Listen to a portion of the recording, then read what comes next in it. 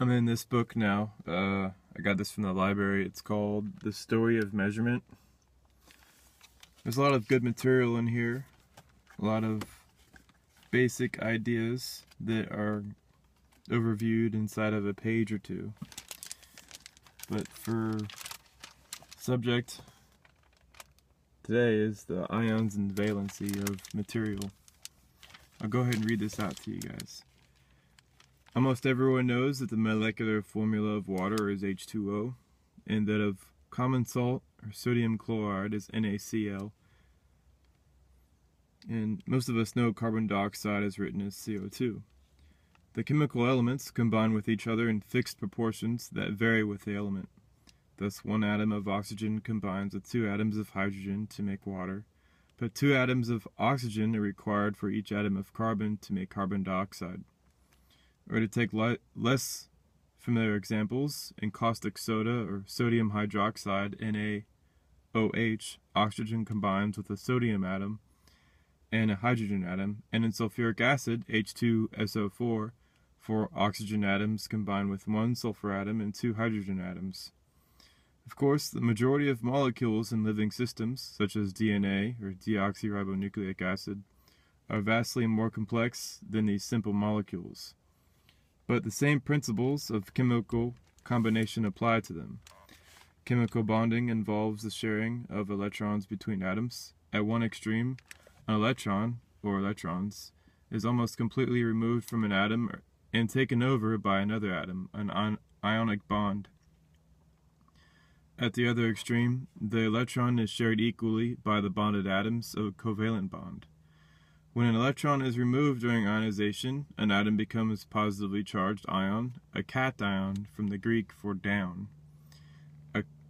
And the atom that acquires the electron becomes a negatively charged anion from the Greek for up. NaCl is an ionic compound, which can therefore be written as a sodium cation combined with a chlorine anion, Na plus Cl negative. H2O, on the other hand, is essentially covalent. 2 electrons, 1 from each hydrogen atom, are shared within the oxygen atom, or shared with the oxygen atom, rather than being attached to it. In fact, water is very weakly ionized. Ionization leaves the concept of valency, the bonding propensity of each element that depends on how many electrons its atoms have to spare, end quote. Notes Philip Ball in the book The Elements. Valency expresses the fixed proportions in chemical combination. In NaCl, Na and Cl have each a valency of 1. In H2O, H has a valency of 1, oxygen has a valency of 2, and in CO2, C has a valency of 4, oxygen a valency of 2. Some elements can take several valencies depending on the atoms they combine with. In carbon monoxide, C has a valency of 2, while iron, which is Fe, displays valencies of 2 and 3 in different compounds, and phosphorus, P, valencies of 3 and 5. Variable valency arises because some elements are more powerful removers of spare electrons than others. And then it has the structure of common salt sodium chloride. So you have your chloride anions and your sodium cations combining together, making, crystals of salt. Now, the reason why I wanted to talk about this in brief, I don't want to go too in depth with it, because the majority of the ideas in stellar metamorphosis can only go on the surface. The details have yet to be worked out. But this is one really big point that needs to be made. When you have an entire star being comprised of cations and anions, which, young stars such as the sun are mostly comprised of anions and cations, they do combine together to make molecules. The majority of them are charged positive or charged negative, and some multiples of negative charge and some multiples of positive charges, and they all combine together with each other depending on their valencies as well, how easy or hard it is to remove or gain electrons. Of course, that has to do with redox reactions as well. But essentially, the main point that we need to get across to people concerning stars is that since the fusion model has been pseudoscience ever since the 40s when it was invented, we need to go back to when Kelvin was on the right track of he had a big hot star, and as it cools, it shrinks, it dies, and it becomes less bright. But eventually, a lot of those anions and cations that are inside the star, or the elements, they do combine with each other, making different molecules. And then those molecules combine with each other, making more molecules.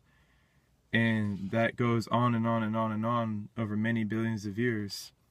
And depending on, their chemical concentration, I'll talk about that a little later, and their acidity and alkalinity, as well as the volume and pressure that changes inside the star, there's so much more to it, will determine how the star actually differentiates itself. So to say it's a fusion reactor and everything's mathematical is actually pseudoscience. The real science we should be doing in reference to stars is understanding how the anions and cations form molecules as the star cools and shrinks. That is essential. Even the salt in the oceans is formed. At one point, the sodium and chlorine were ionized. At one point, all the water in the oceans was all ionized. The hydrogen was a positive ion, and the oxygen was also ionized before they combined together to make water.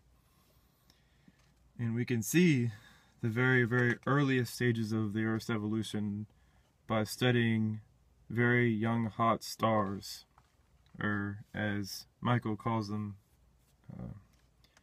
astrons. So you have astrons,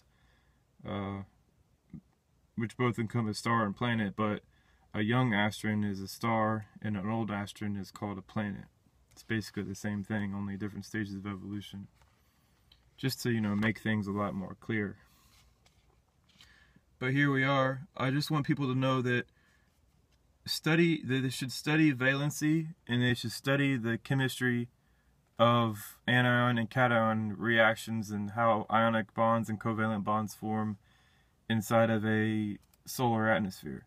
And we can reverse engineer what's going to happen to the sun by studying Jupiter, Saturn, and then we can figure out what's going to happen to Jupiter, Saturn by studying Neptune and Uranus, and we can know what happens to Neptune and Uranus by studying Earth, and we can know what's going to happen to Earth by studying Venus and Mars, and we know what's going to happen to Venus and Mars by studying Mercury. So it's a very long trail of evolution, meaning all the objects in our system are, vastly different in age and came from somewhere else in the galaxy. But, obviously it's a very different way of looking at things. A lot of people are going to be up in arms with the idea that stars are actually thermochemical and thermochemical, not thermonuclear. Stars are thermochemical, not thermonuclear. Thermonuclear events belong strictly inside of birthing galaxies where the energies are high enough to fuse matter. But today is November 4th, 2015. Everybody, have a great day.